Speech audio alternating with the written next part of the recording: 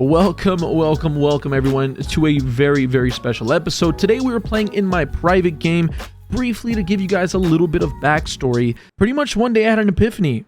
Why the hell do I need to sit in these awful games at these casinos? Nothing wrong with the casinos, just for the most part the player pool's not that fun. Everyone's got headphones on, there is literally nothing to even talk about, and half the time the Euros are just too busy playing internet poker on their phones. So with all that being said, I decided to make my own version of Max Payne Monday, one that doesn't have the lights or the cameras, but it does have the action. Today's episode is a really long one, so I'm going to ask you guys one big favor. Click the like button ahead of time, leave a comment, and subscribe for more crazy content like this. And always, if you guys are interested in playing in this game, drop me a DM on Instagram if you can provide some kind of excitement. Grab your popcorn, grab your diet sodas, and let's hop into the very first hand of today's session.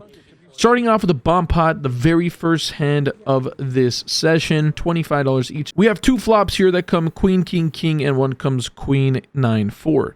We look down at king, 7, 9, jack, which is good for trips on one board with a decent kicker, as well as a gut shot on the other board and some backdoor activities on both boards.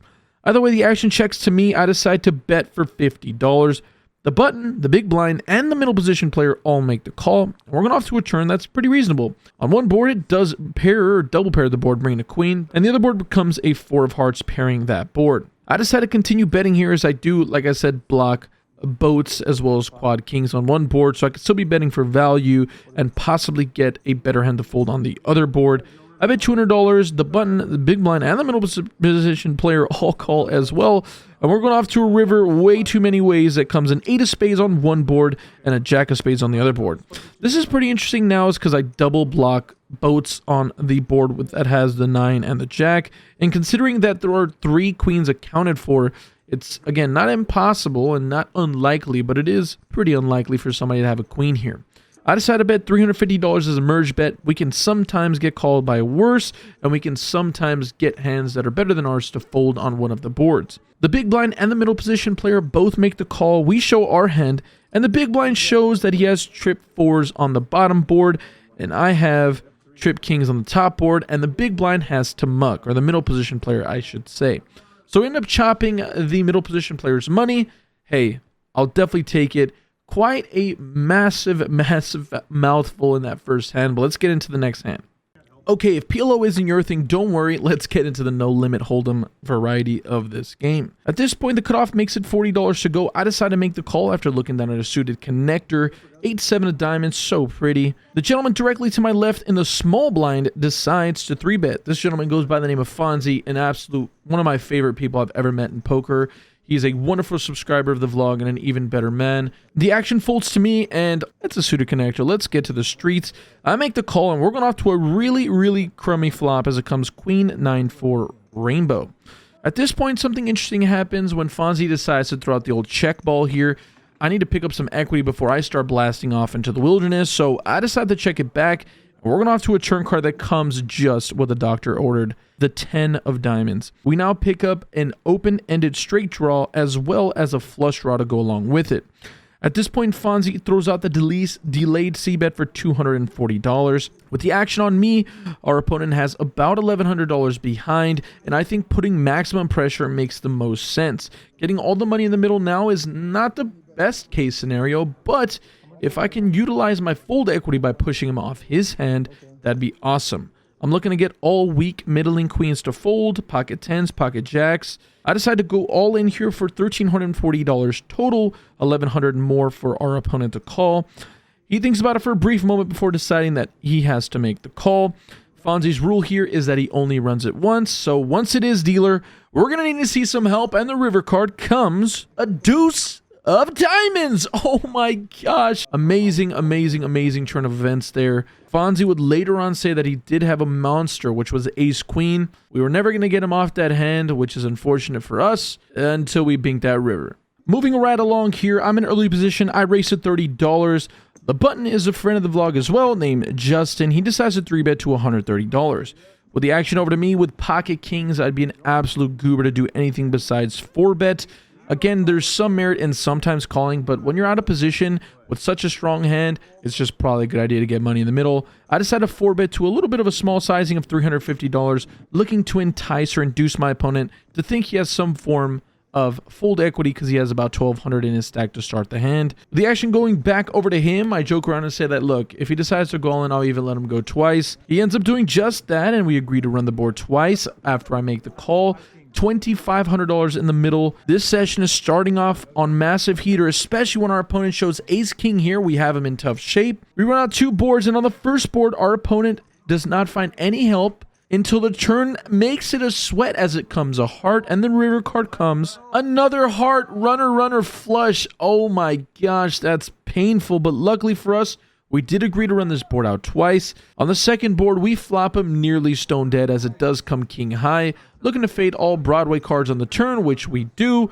And just like that, after all that excitement, we are going to chop that pot up. In the following hand, I don't have any videos, so just bear with me as I try to go over the story because it's a pretty crazy hand. Either way, middle position makes it $35 to go. The button calls, and I find myself in the third blind for the $10, and I decide to make the call with Jack-6 of clubs. The flop comes out pretty as it comes queen 8-6 with 2 hearts and a club. Flopping ourselves bottom pair and a couple of backdoor draws. I start with a check here. Our opponent decides to throw out the C-bet for $50.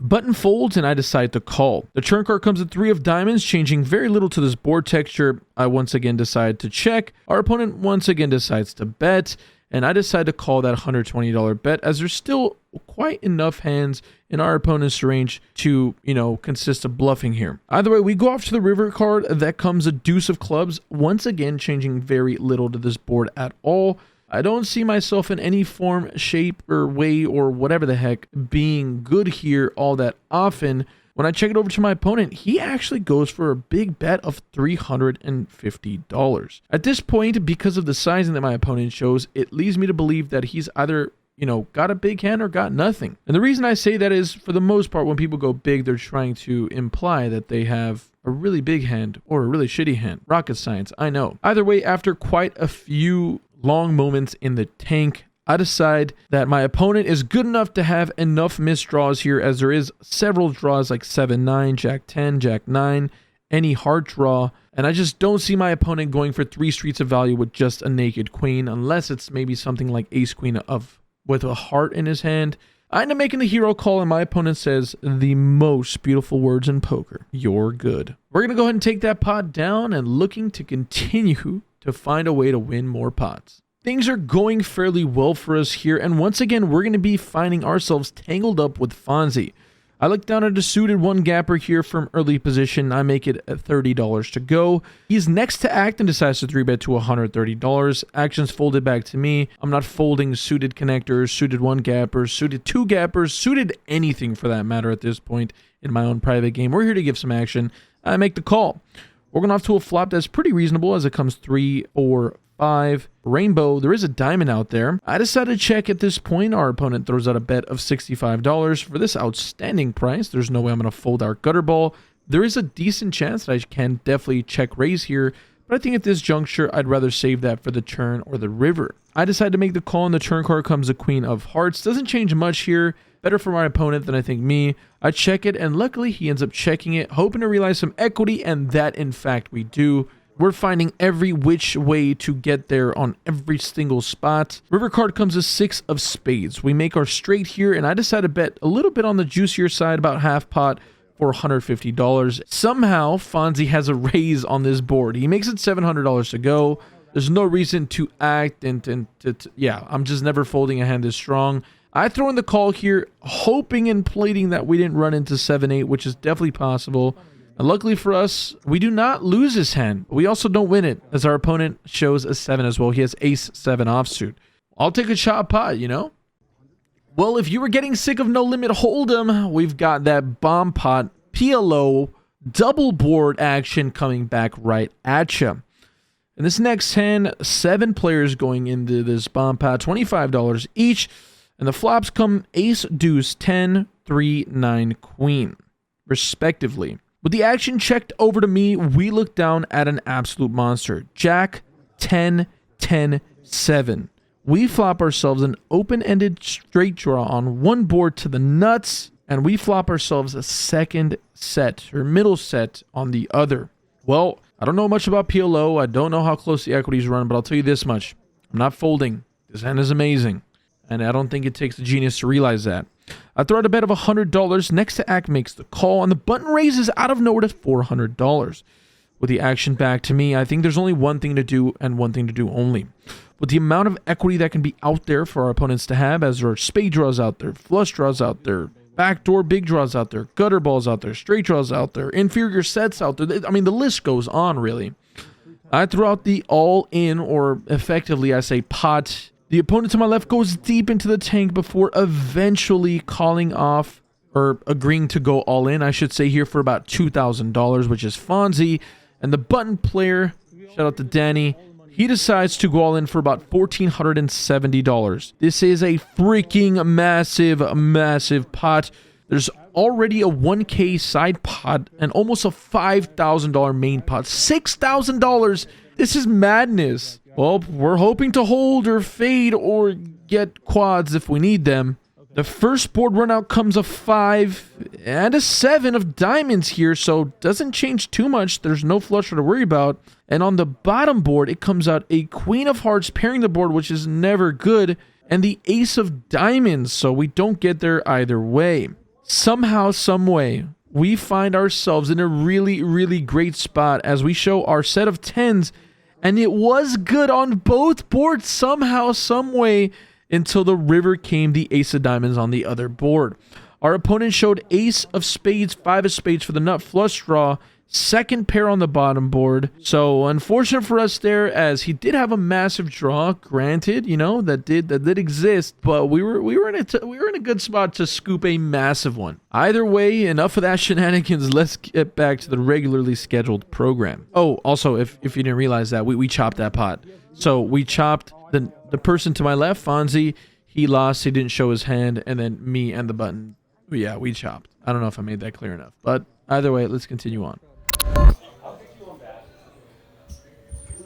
Currently in the smoking room, although I don't smoke, it's inside, it's outstanding. But we have a mid-session update. Things are going all right. Haven't needed to really bluff in any big spots. Things are just working out in my favor, and people seem to be calling. So can't complain all that much. We're doing pretty solid. I have to use the restroom really bad, but I thought I'd let you guys know how that went. Again, if you guys are ever interested, check out the podcast, link in the description, play in Telegram. If you guys ever want to hang out in Splash Squads as well. Otherwise, let's hop back in the game. Yeah. And he works at the...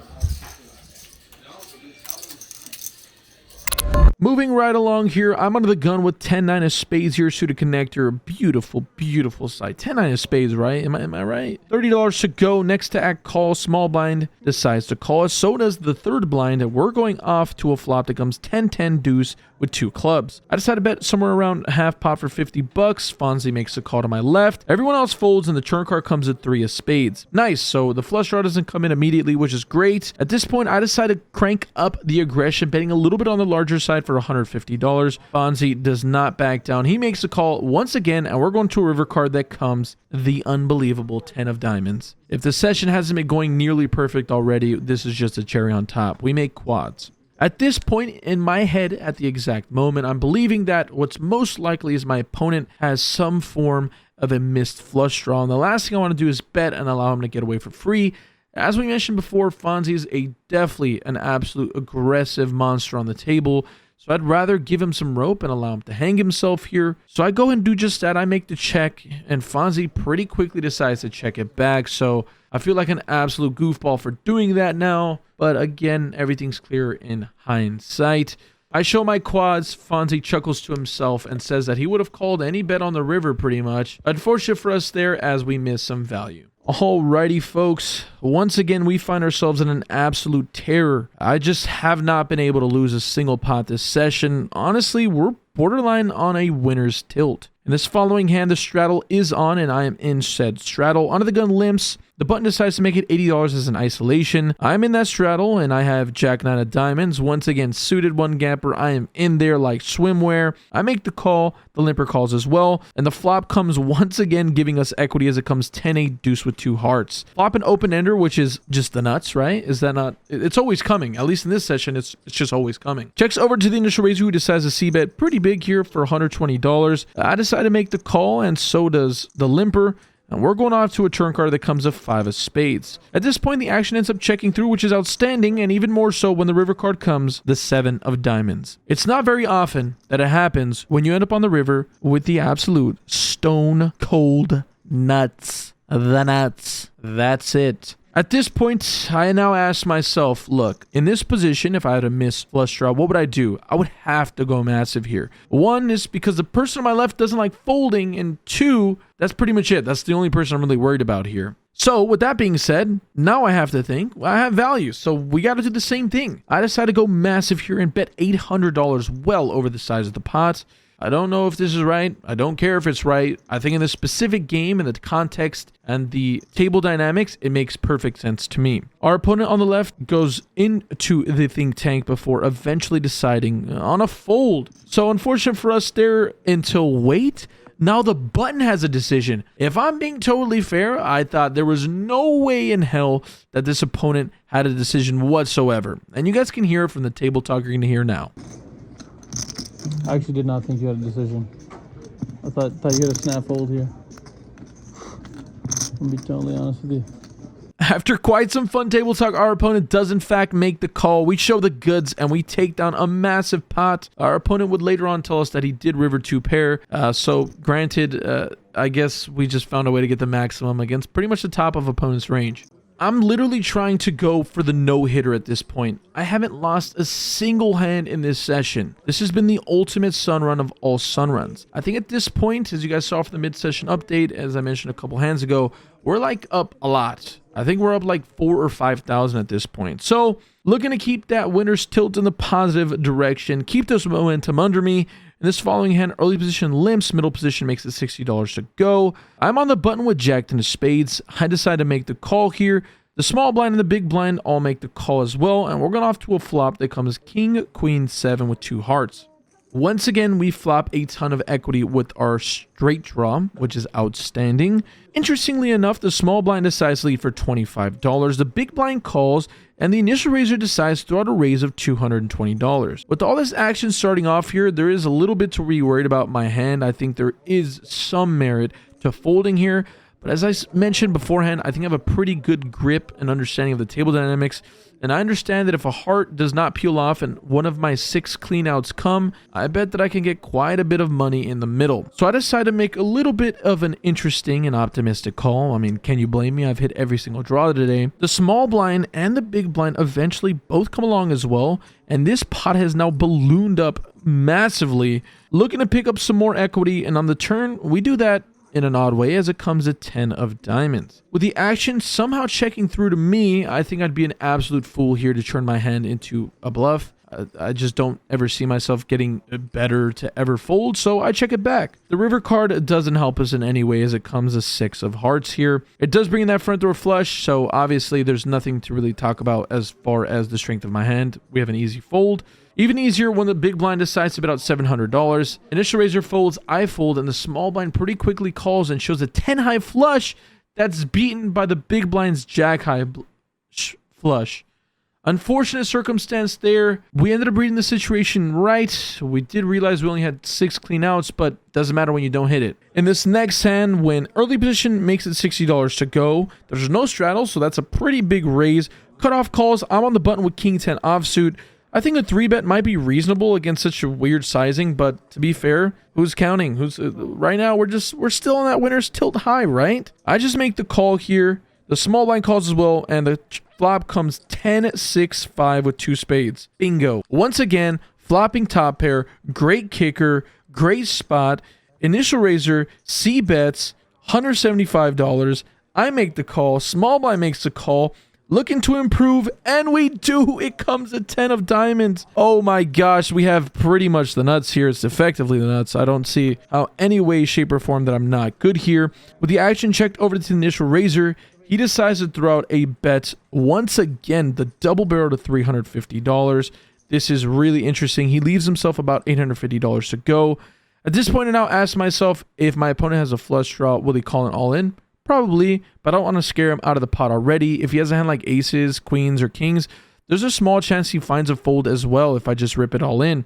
That, coupled with the fact that the opponent behind me is still left to act, I'd rather have him do the all-in and that and just bring him along. So I decide to go against my better judgment and play this sneakily and just make the call. Next to act decides to fold. We're going heads up to a river card that is the 3 of spades. At this point, our opponent thinks about it for quite some time before eventually throwing out a bet of $450. For this sizing, with a hand as strong as mine, I just don't think I should fold here.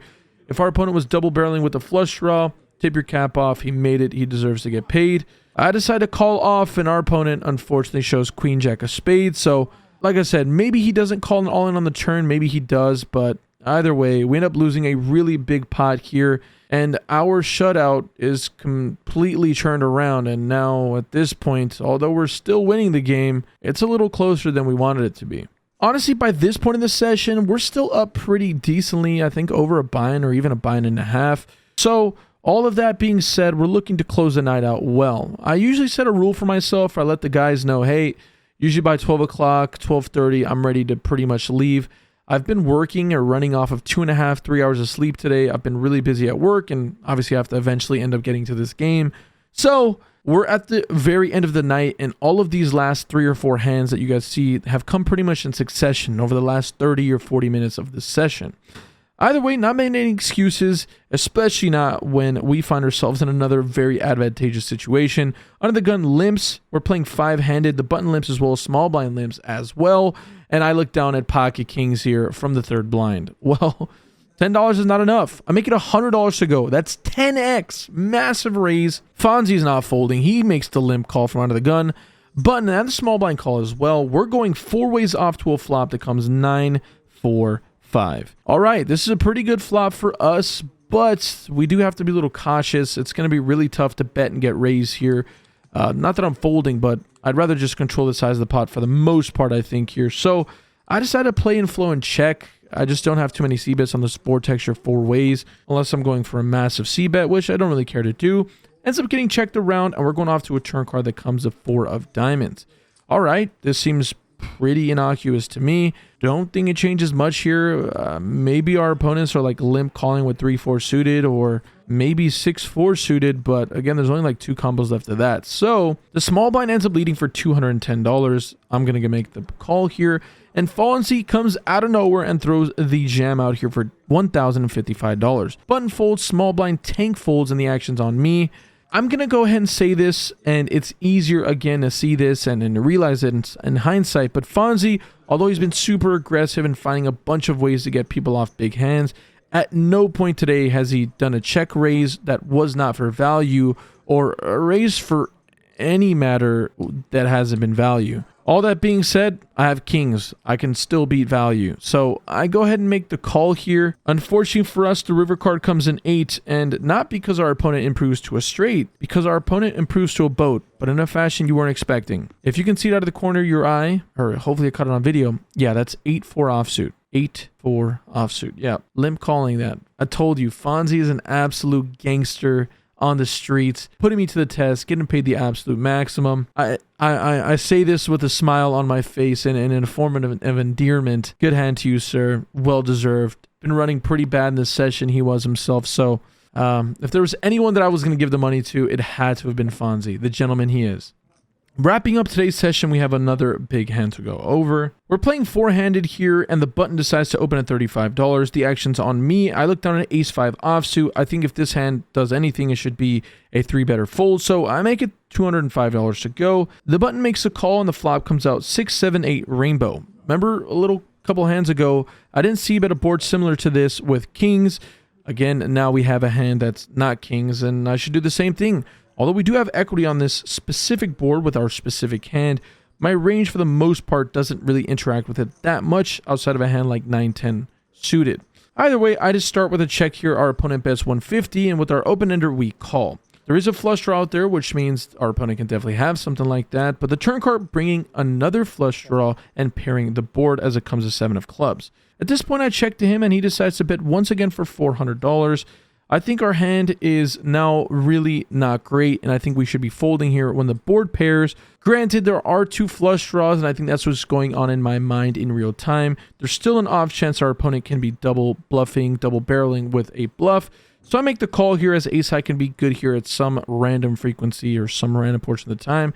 And we're still drawing to a pretty good draw at that, and we still have an over. The river card comes helping us, but not in the direct fashion we were expecting, as it comes a ace of diamonds. And I think at this point I start off with a check, and you can hear from the table audio a bit that I'm trying to get a little bit of a read off my opponent. You can hear me asking him, or saying that I think he should check, as that would probably be best for him.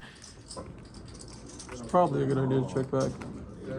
And our opponent doesn't check. He throws out a massive bet of $1,200 after a long moment of pause. I think at this moment, and I'm even thinking about it in real time, but again, running off of very little sleep and frustration of just losing a ton of pots in a row, and the winner still being there, even though things aren't going in my favor, it's pretty obvious. When I say what I say, I'm looking to get some action out of my opponent, and I got that live read, and he still bet, and I'm still thinking about this. I think this is a clear-cut, easiest fold I've ever had to make in my life, but in real time, I'm in the tank and I'm just kind of flustered. The draws miss, the straight draws miss, the flush draws miss, and I just give my opponent enough credit to be able to turn a hand like 9-8 into a bluff, or even trip 7s like 9-7 into a bluff. But all of that being said, I can beat some bluffs, the flush draws, the pair plus straight draws, and I lose to everything else. Pocket 8s, pocket 7s, pocket 6s. After quite some long pause, I end up making the call, and our opponent says my least favorite words in poker, quads. So, live by the quads, die by the quads. Unfortunately for us, we're going to have to ship this pot over to Mr. Justin. Well, not the pot. I actually pulled money out of my pocket so that I don't have to ship all this mountain atrocity of chips over to him. I think I'm at my capacity here. I realize that I'm playing pretty poorly at the end of the session. Unfortunate way to end this session, but we're here to have some fun and for a good time, and I think we did just that. Let's start over me in person. Very few times in my life have I enjoyed playing poker as much as I did today. All that after losing money. That says a lot. That one's painful. Fucking Christ. We were up a lot. I think at the highest point we were up 5K, and we were just cruising. I have a lot of trouble with playing late. I feel like I just play really bad when I get late into the night, and today, no excuses made. You know, I'm sitting there, I want to play my game. I should be playing my game, but I'm really tired. I'm running on like 3 hours of sleep today. I called my time in my own game at 12, but I don't like leaving the game and breaking the game, obviously. So I stayed a little past that. It's like 1:40 right now. Well, significantly past that actually. And everything you guys just saw happened within like the last 45 minutes to an hour. It is what it is. Got to play better, and today we just didn't. So I didn't deserve to win. It is what it is. We were into the game for 2 out for 5-12 or something like that. I think after that last hand where I made that stupid hero call, I just realized that I had to go. I was just playing bad. I don't need to keep playing. I need to get the fuck out. I'm tired. I want to go home. I'm super annoyed, and I hate to do that to my game. I don't want to be frustrated. Like, it is what it is. Have a nice day, guys.